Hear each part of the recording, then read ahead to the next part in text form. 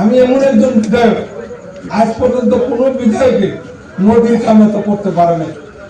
এই যে সর্বনেশা ব্রহ্মপুত্র নদী, আমার মনে হয় এটাও আরেক মানুষ নদীবঙ্গ আছেন না নাই? আমি কিন্তু নিজেও নদীবঙ্গ মানুষ। গতিকে এই নদীবঙ্গ মানুষগুলা রক্ষণাবেক্ষণ দেওয়ার জন্য আমি বহুত চেষ্টা করছিলাম।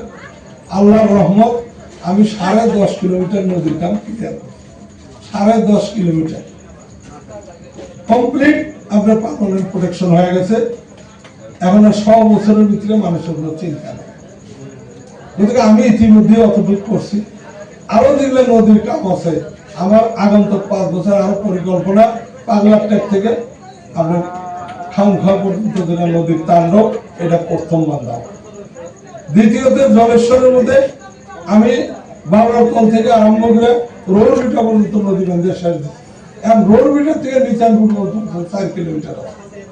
10.5 কিলোমিটার পরে 4 কিলোমিটার আছে। এই 4 কিলোমিটার বানলে নদীর আমাদের প্রবলেম। এই সমস্ত কাম এই জন্য করতে লাগে, যে আজকে নদী বন্ধ হওয়ার পরে আমরা বহিরাগত হচ্ছি, নদী ভাঙ্গার ফলে আমরা বিদেশে হয়েছি, নদী ভাঙ্গার ফলে আমরা মিয়া হচ্ছি। এগুলা যদি না হইতো আমাদের মানুষ গুয়াহাটি কাম করার কোনো দরকার ছিল না। আমাদের মানুষ ডিব্রুগড়, নাগর, যোরহাট এই অঞ্চলে যাওয়া লাগতো না। আজকে আমাদের মিয়া খাদানি আপার সাথে আমাদের উপরে অত্যাচার করে ক্যাশের জন্য আমাদের মানুষ ওদের কাম করা হতো। কাম হতো সুখে যায় না ভাই। যখন নিজের ছেলে না খায় থাকে, নিজের চোখের সামনে যখন কান্নাকাটি করে ভাতের জন্য, তখন বাবা মা ছেলে যায় আর ওখানে যায় লাঞ্ছিত বঞ্চিত হয়। গতিকে এই কথাগুলো উপরে লক্ষ্য করে আমরা আজকে এই কামগুলো করার সিদ্ধান্ত নিচ্ছি। আপনাদের কাছে আমার এর আগে বক্তারা বলে গেল, আপনারাও সহায় যথেষ্ট দিচ্ছেন। আমি জানি আপনারা সবাই কংগ্রেস ভোট দিবেন। এই একটা পরিস্থিতি আসছে। গতিকে কেন বান্ধব প্রত্যেকেই জানে যে মুখ্যমন্ত্রী বলতে পারে একটা জাতির উপরে টার্গেট করে কথা, যে মুখ্যমন্ত্রী সংবিধানের শপথ নিছে যে আল্লাহর নামে শপথ খায় করি, আমি কোনো জাতি ধর্ম ভেদ করবো না, কোনো ধর্মীয় উপরে অত্যাচার করবো না, এটা শপথ কিন্তু খায় নিচ্ছে আগে। সংবিধানের শপথ খায় আজকে সে একটা জাতির উপরে টার্গেট করে কথা বলে, বড় দুঃখজনক বিষয়। সে অত বাসলামি কথা কয়। আমরা মানুষকে বলে এটাকে বাঁচাল করে কই না, বাঁচালের মতো কথা কয়। একটা রিক্সাওয়ালা সে কি প্রকারের কি ধরনের মানুষ? রিক্সাওয়ালারা তারা সমাজের সবচেয়ে অবহেলিত মানুষ, সমাজের একদম অবহেলিত গরিব মানুষটা রিক্সা চালা খায়, তাই না? না ধনী মানুষের রিক্সা চালায়। সেই গরিব মানুষটারও 5 টাকা বাড়া হইলে 4 টাকা দিবার হইলে 1 টাকা বাড়া হবে। এই মুখ্যমন্ত্রী এর থেকে আরো দুঃখ আছে। এই যে কয়েকদিন আগে বললো যে মিয়ার কামিহার ভাঙে দিন, কামিহার বলে বোঝেন হাফরের আড্ডিকে কামিহার, আমরা কই হাফরের আড্ডি, এটা হলো কামিহার, কামিহার ভাঙে। এই মুখ্যমন্ত্রী এই ধরনের কথা বলে। আমার কাউন্টারে আমাদের চাষা বলে ওইদিকে থেকে হেমন্ত কাঠি টুকরা টুকরা করে, হয় না? কিন্তু চাষা কি অ্যারেস্ট করে? অ্যারেস্ট কিন্তু চাষাকে অ্যারেস্ট করে না, কিন্তু আমরা সাধারণ মানুষ এর থেকে ছোট কথা বলেও অ্যারেস্ট হয়। আমাদের কোন মানুষের মোবাইলে যদি একটা বস্তু লেখে তাকেও অ্যারেস্ট করছে এই সরকার। তাদের এই ইউডিএফ আর বিজেপি নেতারা মিলে মিলে আছে। এর আগের ইলেকশনে দেখছেন যে লুঙ্গি টুপির সরকার হওয়া আসা, এই কথা কয় সারা আসামের মানুষ একসাথে ভাবে বিজেপি দিয়েছে। এবার আরম্ভ করছে কি ইলেকশনের পিছনে মেয়ার দাদাগিরি চলে গুয়াহাটি মিয়া বললাম দাঁত নাকি কারো উপরে দাদাগিরি করি নাকি? আমরা নিরহ মানুষ, আমরা কোন সময় মানুষের সাথে ঝগড়া করি না। আমরা এই দুনিয়ায় আল্লাহ পাঠাইছে আমাদেরকে আমরা সুস্থ ভাবে আমরা চলার জন্য, আর আমরা ইসলামের তরিকায় চলি। আমরা ইসলামের বিরুদ্ধে না, ইসলাম একটা শান্তির ধর্ম। সেই ধর্মের মানুষ ওইখানে তো বলে দাদাগিরি করতে পারে। এই কথাগুলোর মানে একটাই যে মুসলমান এক হোক, তোমরা হিন্দু এক হোক, মানে এই কথাগুলো ইতিমধ্যে আপনারা বুঝছেন না? বুঝ না বোঝার জন্যই তো এমপি ইলেকশনে সব বুঝাই দিচ্ছে, তাই না? সবাই বুঝতে পারছে যে আর খেলা ওষুধ বেশি দিন চলবো না, 15 বছর চলছে, আর কতদিন ট্যাবলেট চলবো, ট্যাবলেটের এক্সপায়ার হয়ে গেছে, এখন আর চলতেছে না ট্যাবলেট। বহু চেষ্টা করতেছে কিন্তু চলতেছে না। তো আপনাদের কাছে আমার অনুরোধ একটা, যে এই নির্বাচন যেহেতু গুরুত্বপূর্ণ নির্বাচন, এই নির্বাচন আমি বেরোবার কথা না, এই নির্বাচনটা হয়েছে সরকার চেঞ্জ করার নির্বাচন। এই কথাটা উপলব্ধি করবে।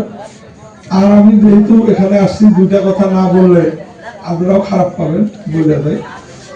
আমি বিদায় হওয়ার আগে প্রায় 6 মাস থেকেই আমি ধারণা করে নিয়েছিলাম যে আমার গল্পনা পশ্চিম আর দর্শন মিলে যেটা সমষ্টি, এই সমষ্টিতেই আমি টিকিট পাবো, এটা আমার মনের ধারণা, আলোচনা করছিলাম।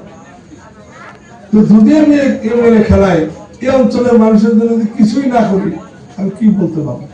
অন্তত কিছু করি এই আশা করে গত বন্যার টাইমে সমস্ত চর অঞ্চল দিয়ে ঘুরে যা পারি জব কিনছি, মানুষকে দেখা করতে বন্যার টাইমে।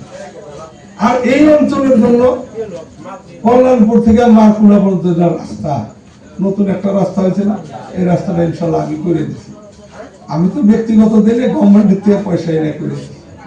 আর একটা রাস্তা করছি চাকলা বিলপাড়া, আর একটা রাস্তা করছি রাখালডুই থেকে মধুমারা, আর একটা রাস্তা করছি মোল্লা মার্কেট টু পানি খেতে টু মোল্লা মার্কেট। আর একটা রাস্তার কাম স্টার্ট হয়েছে ওই আমার চুনারি যে মাদ্রাসার সামনে দিয়ে কলেজের ওইখান দিয়ে রাস্তা। এই 5টা কাম আমি ইতিমধ্যে 4টা শেষ হয়েছে, একটা তৈরি আছে। তো এই অঞ্চলের মানুষের জন্য সবচেয়ে বড় কথা, আমি প্রায় 78টা রাস্তা স্যাংশন করছি।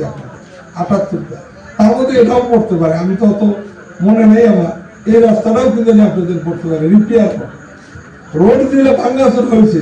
78টা রাস্তা ইতিমধ্যে স্যাংশন হয়েছে, টেন্ডার হয়েছে, কাম হওয়া বাকি আছে। এই পর্যায়ে একটা 78টা পিএমজি রাস্তা।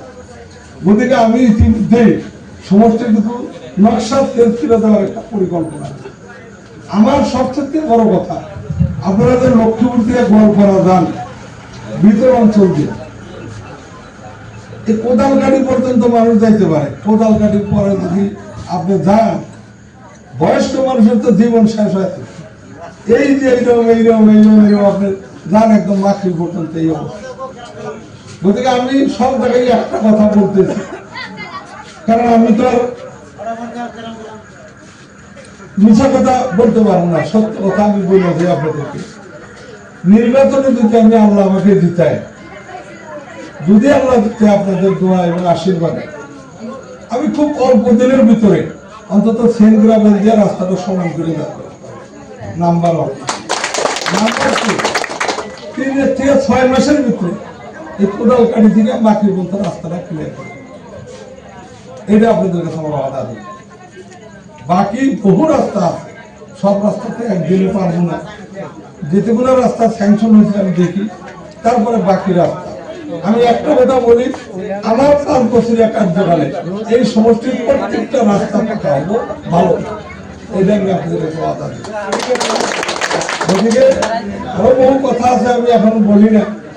আমাদের এই অঞ্চলের জনসাধারণের জন্য সবচেয়ে বড় কথা, এখানে কলেজ আছে কিন্তু সায়েন্স কলেজ নেই, কলেজ আছে কিন্তু কমার্স কলেজ নেই। আমাদের ছেলে মেয়েরা আর্টস পড়া লাগে, আর কমার্স বা সায়েন্স পড়া গেলে গোয়ালপাড়া, গুয়াহাটি, বিভিন্ন জায়গায় পাওয়া যায়। এই কমার্স কলেজের যাতে এখানে একটা সৃষ্টি করতে পারি, সায়েন্স কলেজ যাতে জলেশ্বরে সৃষ্টি করতে পারি, এই আমার একটা পরিকল্পনা। আপনারা জানেন যে জলেশ্বর সমষ্টিতে প্রাক্তন সভাপতি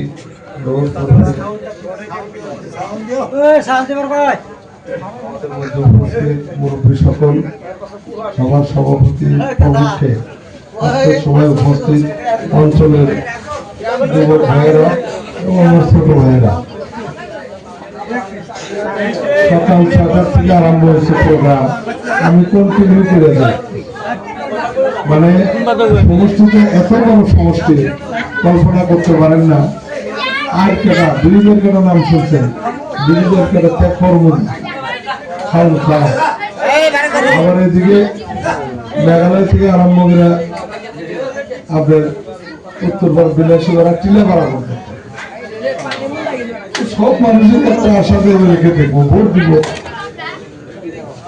আমিও যেন বেশি বেশি জোর করতেছি যে এক মুখ থেকে মানে সবার হাতে দেখা করে দেয় কথা, ইনশাল্লাহ বোবা তো না, কথা কওয়া পারি, কিন্তু সময়ের অভাব আর গলারও অবস্থা খুব খারাপ হয়ে গেছে। সবসময় কথা কইতে কইতে অবস্থাটা খুব জটিল হয়ে গেছে। তো প্রথম কথা যে আজকের এই নির্বাচনটা অতি গুরুত্বপূর্ণ নির্বাচন, আপনারা প্রত্যেকটা মানুষই জানে, ইভেন কি আমার মা বোনরাও জানে যে এই নির্বাচনে আমাদের কি করতে লাগে।